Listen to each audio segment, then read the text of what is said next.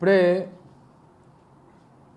కొన్ని ఛానల్స్ అన్నీ కూడా చూస్తున్నప్పుడు వాస్తవానికి స్పందించకూడదని చెప్పి అనుకున్నప్పటికీ కొన్ని ఎల్లో మీడియా ఛానల్స్ అన్నీ కూడా ఏదో గొప్ప విజయం సాధించాం, చంద్రబాబు నాయుడు గారికి ఏదో ఊరట కలిగింది,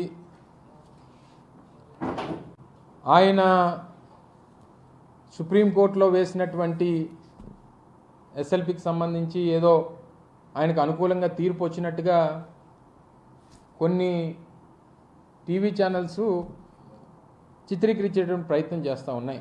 ఇది నాకు ఏ రకంగా అనిపించిందంటే 2019లో చంద్రబాబు నాయుడు గారు గెలిచినటువంటి 23 సీట్లని గొప్ప విజయంగా భావించి చూపిస్తే ఏ రకంగా ఉంటుందో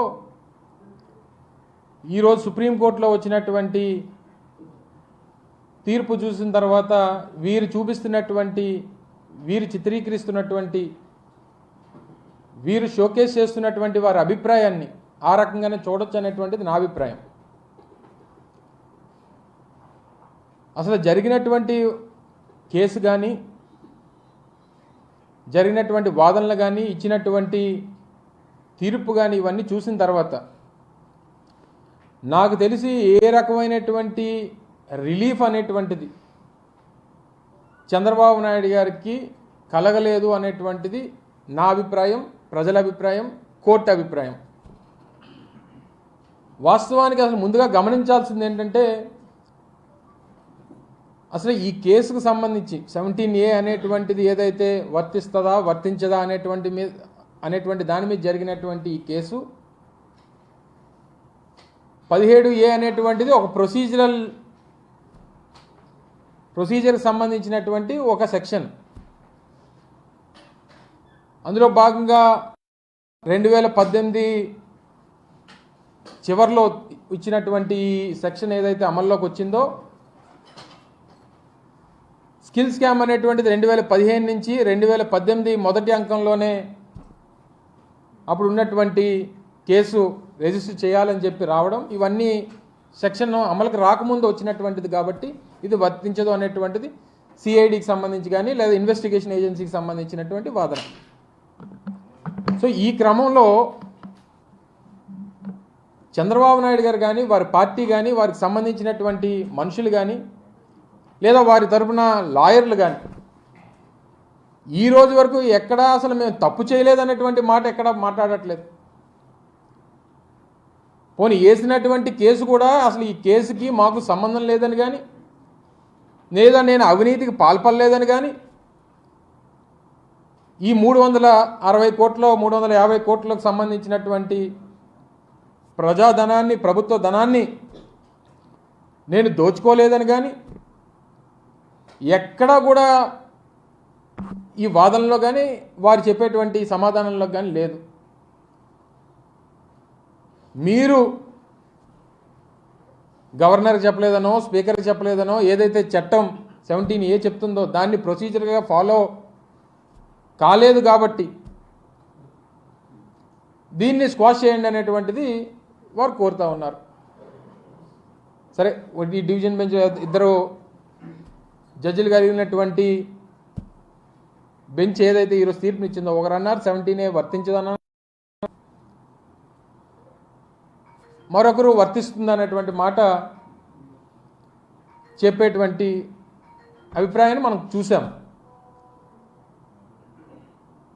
చెప్పినటువంటి వారు కూడా కామన్గా చెప్పినటువంటిది ఏంటి, ఇన్వెస్టిగేషన్ ఏజెన్సీ చేసినటువంటి ప్రొసీజర్ రిమాండ్కి తీసుకోవడానికి సంబంధించి కానీ, లేదా జరుగుతున్నటువంటి ఇన్వెస్టిగేషన్ కానీ అవి పద్ధతి ప్రకారమే జరుగుతున్నాయి తప్ప ఎక్కడా కూడా లాప్సెస్ అనేటువంటివి లేవు అనేటువంటిది కామన్ అభిప్రాయాన్ని వాళ్ళు వ్యక్తపరచడం జరిగింది. గతంలో కూడా ఇలాగే 2015లో ఓటుకు నోటు కేసు దొరికిపోయినప్పుడు కూడా ఈ రకమైనటువంటి వాదన చేసి సెక్షన్ 8 అమల్లో ఉంది హైదరాబాద్లో, మీకు పోలీసులు ఉన్నారు, మాకు పోలీసులు ఉన్నారు, మీకు ఏసీబీ ఉంది, మాకు ఏసీబీ ఉంది, నేను ఫోన్ ట్యాపింగ్ చేయగలం అని ఈ రకమైనటువంటి వితండవాదం చేసి తప్పించుకునేటువంటి ప్రయత్నం చేశారు. సరే, అవన్నీ కూడా కోర్టులో నడుస్తూ ఉన్నాయి.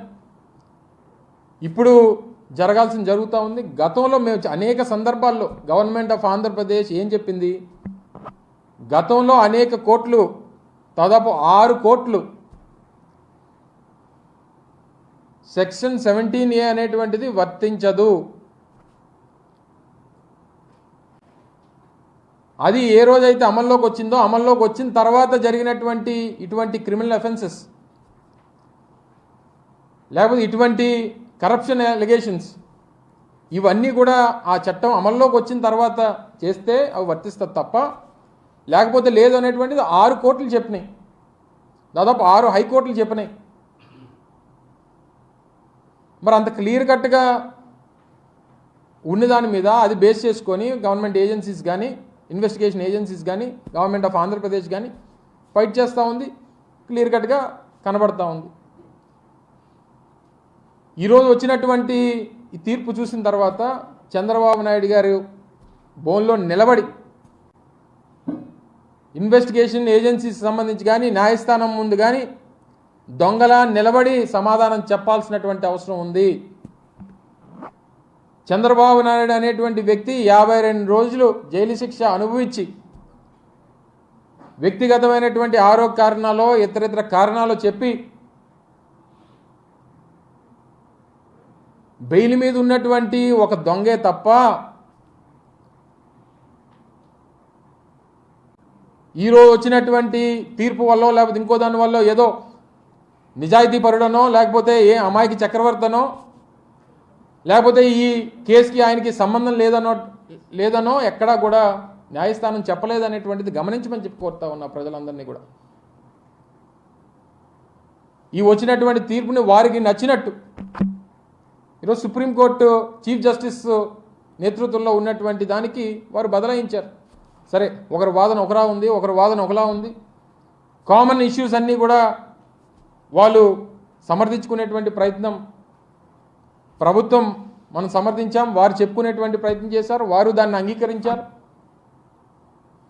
ప్రొసీజర్స్ని ఎక్కడా కూడా డివియేట్ చేయలేదనేటువంటి మాట చెప్పారు. ఈ సెక్షన్ 17A అనేటువంటిది ఇట్స్ ప్రొసీజరల్ యాక్ట్, ఒకటి ప్రొసీజరల్ యాక్ట్. అది దాన్ని చెయ్యాలా లేదనేటువంటిది దాన్ని రూల్ పొజిషన్ ప్రకారం నిర్ణయం తీసుకుంటారు. దానికి సమాధానం చెప్పడం మానేసి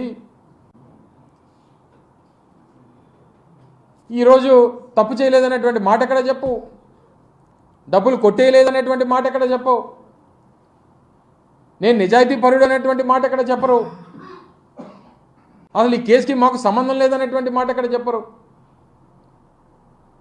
చివరికి వచ్చి చెప్పేది ఏంటంటే మీరు చేసినటువంటి ప్రక్రియ కరెక్ట్ కాదనేటువంటి చెప్తారు.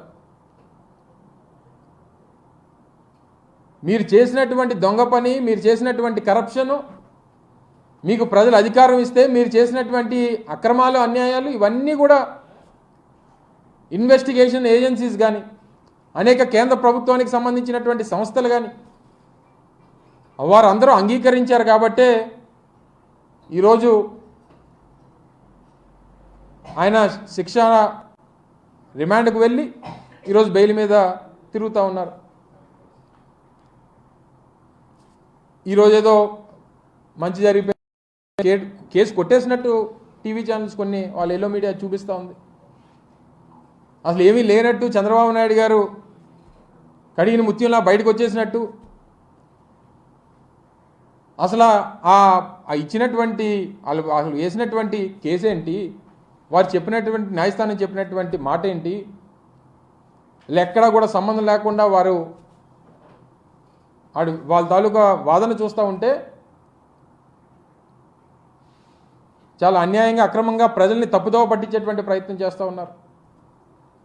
చంద్రబాబు నాయుడికి చేతికి పడినటువంటి సంఖ్యలు కానీ, ఆయన మీద పడినటువంటి ఈ అవినీతి మచ్చ కానీ ఆయన నిరూపించుకోవాల్సి ముందుకొచ్చి చెప్పానండి.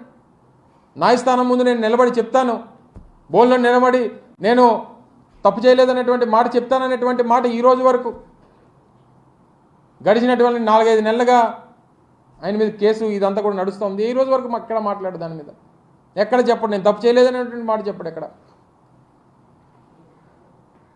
వీటన్నిటికన్నా మించి రేపు ప్రజల ముందు ప్రజాక్షేత్రంలో ప్రజలు నిర్ణయిస్తారు. సరే, న్యాయస్థానం, ఈ ప్రొసీజర్స్, ఈ చట్టాలు, మనకున్నటువంటి ప్రక్రియలు ఇవన్నీ సాగుతూ ఉంటాయి. ఎండ్ ఆఫ్ ది డే ప్రజలు చంద్రబాబు నాయుడు చేసినటువంటి తప్పుని గమనిస్తూ ఉన్నారు.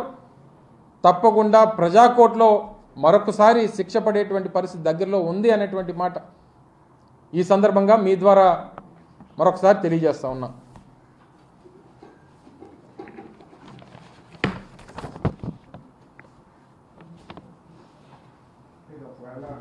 అంటే రేపు ఏ ప్రభుత్వం వచ్చినా అందరి మీద క్యాబినెట్ డెసిషన్స్ అన్నిటి మీద కేసులు పెట్టే అవకాశం ఉంటుంది.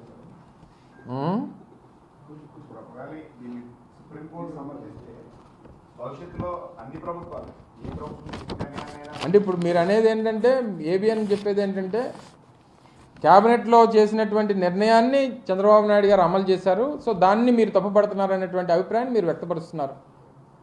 అలా క్యాబినెట్లో వారు పెట్టినటువంటి దానికి స్కిల్ స్కామ్లో జరిగినటువంటి ప్రక్రియకి ఎక్కడ కూడా సంబంధం లేదు, టోటల్గా డీవియేట్ చేసినటువంటి కార్యక్రమం చేశారనేటువంటిదే మేము ప్రభుత్వంలో ఉన్నటువంటి మా దగ్గర ఉన్నటువంటి రుజువులతో సహా అనేక సందర్భాల్లో చెప్పాం.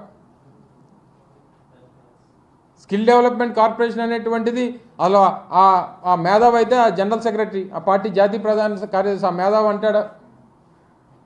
అసలు కార్పొరేషన్కి సంబంధించి అసలు క్యాబినెట్కి కానీ లేదా మంత్రులకు కానీ అసలు అలా ఆ ప్రొసీజరే ఉండదు. అసలు వాళ్ళ దాని ప్రకారం ప్రొసీజర్ ప్రకారం వాళ్ళ ఫైళ్ళు కూడా రావు అనేటువంటి మాట చెప్తా ఉన్నాడు. ఆయన మంత్రిగా పనిచేశాడు, 2.5 సంవత్సరాలు మంత్రిగా పనిచేశాడు ఆయన. సరే, గెలిచి మంత్రి అవ్వలేదు అనుకోండి, ఎలాగైనా సరే ఆయనకి ప్రక్రియ టోటల్గా డీవియేట్ చేసేటువంటి మాటలు చెప్తా ఉన్నాడు. సో ఈ రకమైనటువంటి తప్పుదోవ పట్టించొద్దు అనేటువంటిది మా అభిప్రాయం. సో క్యాబినెట్లో తీసుకున్నటువంటి నిర్ణయానికి లేదా చేసినటువంటి ప్రొసీజర్స్కి ఎక్కడ కూడా సంబంధం లేదు అనేటువంటిది క్లియర్గా కనబడుతూ ఉంది. అనేక సందర్భాల్లో మేము చూపించడం జరిగింది. మళ్ళీ దాన్ని క్యాబినెట్ పట్టుకొని దాన్ని మళ్ళీ డివేట్ చేసేటువంటి ప్రయత్నం చేస్తూ ఉన్నారు. వర్తించదని చెప్పి కోర్టే చెప్తుంటే మళ్ళీ నన్ను అడుగుతున్నాను. సరే, ఏదేమైనప్పటికీ ఇద్దరు అదే చెప్పాను కదా, ఒకరు వర్తిస్తుందన్నారు, ఒకరు వర్తించదన్నారు. కాకపోతే జరిగినటువంటి ప్రక్రియ రిమాండ్కి తీసుకోవడం కానీ లేదా విచారించడం కానీ లేకపోతే ఆయన్ని జైల్లో పెట్టడానికి సంబంధించి ఇద్దరు కామన్గా వారు అంగీకరించారు. 17A అనేటువంటిది అసలు నీకు జరిగినటువంటి అవినీతికి నీకు సంబంధం లేదనేటువంటిది కాదు కదా 17A కేసు. 17A అనేటువంటిది ఇట్స్ ప్రొసీజర్కి సంబంధించినటువంటి దాని మీద వేసినటువంటి కేసు అది. చంద్రబాబు నాయుడు గారికి ఈ కేసుకి స్కిల్ స్కామ్కి సంబంధం లేదనేటువంటిది ఆ సెక్షన్ కానీ లేకపోతే ఆ కేసు మీద వేసినటువంటి స్కాచ్ కాదు కదా. సో దాన్ని ఎందుకు వాళ్ళు పూర్తిగా కేసుకి దీనికి ఎందుకు ముడి పెడుతున్నారు అనేటువంటిది మా అభిప్రాయం. ఎందుకు మీకెందుకు గాబరపడుతుంది, మీరెందుకు గాబరపడుతున్నారు? నాకు లేని గాబరం మీకెందుకు? 3 కాకపోతే 4, 4 కాకపోతే 5, లేకపోతే వాళ్ళ సీట్ లేకపోతే పార్టీకి పనిచేస్తారు. మొదటి నుంచి చెప్తున్నాను కదా, మీకెందుకు నా గురించి గాబరం మీకు? అంతే కదా. కొత్త పార్టీలు కొత్త వాళ్ళు అందరూ వస్తున్నారు కదా, వాళ్ళందరూ చూస్తున్నాం కదా. వాళ్ళు ఏమని ఏపీపీ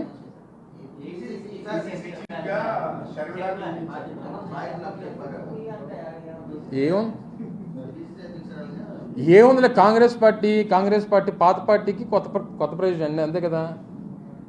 పాత పార్టీ అది, లేని పార్టీ, రాష్ట్రంలో లేని పార్టీకి ఎవరు ప్రెసిడెంట్ అయితే మాకేంటి? అది రాష్ట్రంలో పార్టీ ఉందా చెప్పండి. నాకు తెలిసి మొన్న జరిగినటువంటి ఎన్నికల్లో 0.4% ఎంత వచ్చింది ఆ పార్టీకి, నోటా కంటే తక్కువ వచ్చింది. అటువంటి లేని పార్టీకి లేకపోతే అండి దాని గురించి చర్చించుకోవడం అనవసరం నాకు తెలిసి. అయితే ఎందుకు జగన్మోహన్ రెడ్డి గారు ఇప్పుడు చంద్రబాబు నాయుడు గారు అన్నదమ్ములు ఉన్నారు, చాలామందికి ఉన్నారు. మోడీ గారికి ఉండుంటారు నాకు తెలిసి. అందరికి ఉన్నోళ్ళు అందరూ ప్రధానమంత్రులను లేకపోతే అందరూ రాష్ట్రపతులు అయిపోతారు కదా. మరి అలాగైతే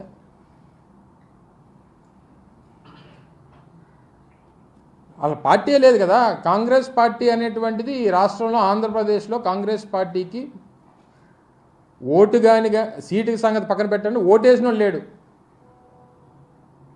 ఎందుకు వేయట్లేదు కాంగ్రెస్? ఈ రాష్ట్రానికి చేసినటువంటి ముఖ్యంగా ఈ రాష్ట్ర ప్రజలకు చేసినటువంటి అన్యాయం. ఒక కులానికో మతానికో ప్రాంతానికో లేదా ఒక వ్యక్తికో వర్గానికో చేసినటువంటి అన్యాయం కాదు. ఈ రాష్ట్రంలో ఉన్నటువంటి 5,30,00,000 మంది ప్రజలకి మనం కలిసి నిర్మించుకున్నటువంటి హైదరాబాద్ కానీ, కలిసి నిర్మించుకున్నటువంటి ఉమ్మడి రాష్ట్రం కానీ, అందరం కలిసి ఉండాలని చెప్పి కోరుకున్నటువంటి ప్రజలు కానీ, వీరి తాలూకు ఆలోచనల్ని, నమ్మకాలని, భవిష్యత్తుని అడ్డంగా గొడ్డలతో నరిగినటువంటి పార్టీ కాంగ్రెస్ పార్టీ. మరి అటువంటి పార్టీ అసలు ఈ రాష్ట్రంలో ఉండకూడదని కానీ, ఆ జెండా కనబడకూడదు అనేటువంటిది ఈ రాష్ట్ర ప్రజల ఆలోచన. అలాగే కనబడట్లేదు. అటువంటి లేని పార్టీకి ఎవరు ప్రెసిడెంట్ అయితే మేమేం పట్టించుకుంటాం, మాకేం సంబంధం అంటున్నాను.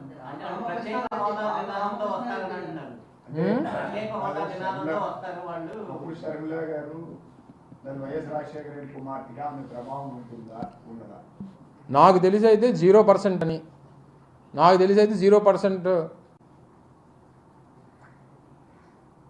ఇన్ఫ్లుయెన్స్ ఉంటుంది అనేటువంటిది నా అభిప్రాయం. ఎవరు ఆల్ రామకృష్ణారెడ్డి కాకపోతే వాళ్ళ నాన్నగారిని జాయిన్ అవ్వమని నాకేం తప్పే ఉంది. ఆ పార్టీలు నేనే కాదన్నా. ప్రజాస్వామ్యం ఈ దేశం ప్రపంచంలోనే అతిపెద్ద ప్రజాస్వామ్యం కలిగినటువంటి దేశం. కొన్ని వందల వేల జాతీయ పార్టీలు, కొన్ని వందల వేల ప్రాంతీయ పార్టీలు, ఏ పార్టీలోకి ఎవరు కావాలంటే వెళ్ళొచ్చు. నువ్వు వెళ్ళి అడుగు, నీకు ఇచ్చేస్తారు సీటు. కాంగ్రెస్ పార్టీ ఇక్కడ అంత ఖాళీగా ఉంది. అది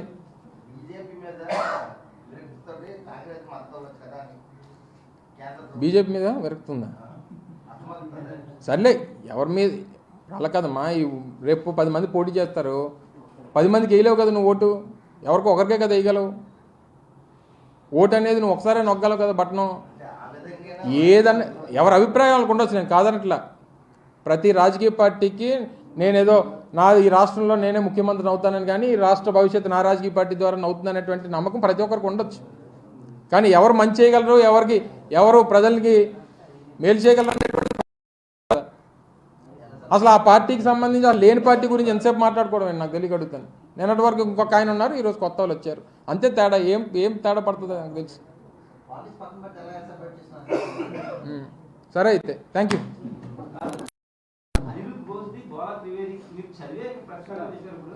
నువ్వెక్కడ నువ్వు మీ టీవీ అలా కాదు నేను చూసే చదివాను కానీ చూసే మాట్లాడతాను కానీ నీ టీవీలో ఏం చూపించావు చెప్పు ముందు. నీ టీవీలో మీరు చూసి చెప్పారా, లేకపోతే ఆయన ఇంకా అనిరుద్ధ్ బోస్ కానీ లేకపోతే బాల త్రివేది కానీ వాళ్ళిద్దరు చెప్పకముందే చెప్పేశారు మీరు తీర్పులు. మరి మీ టీవీ చూపించింది ఏమనాలి? రైట్.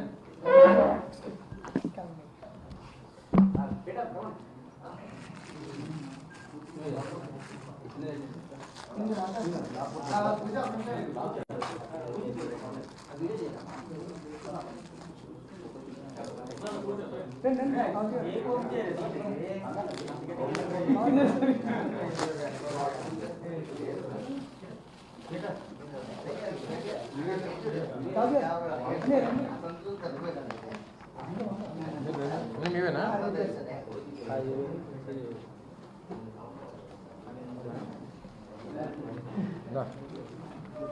ఫోటో తీస్తారా?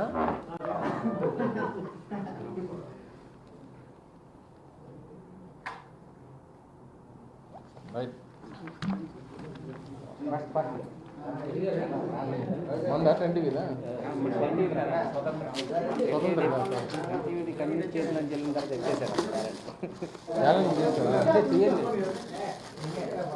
ఎన్టీవీకి పాపం మొదటి నుంచి యాడ్లు ఇచ్చింది మీరే అన్న.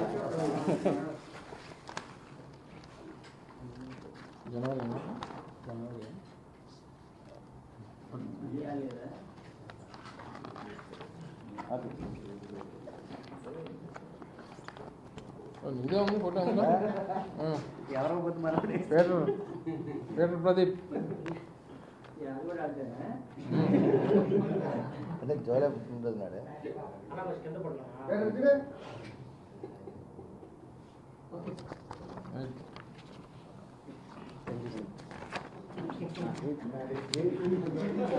ఎంపీ గారు ఇచ్చారు, మీరు కూడా ఇచ్చారు.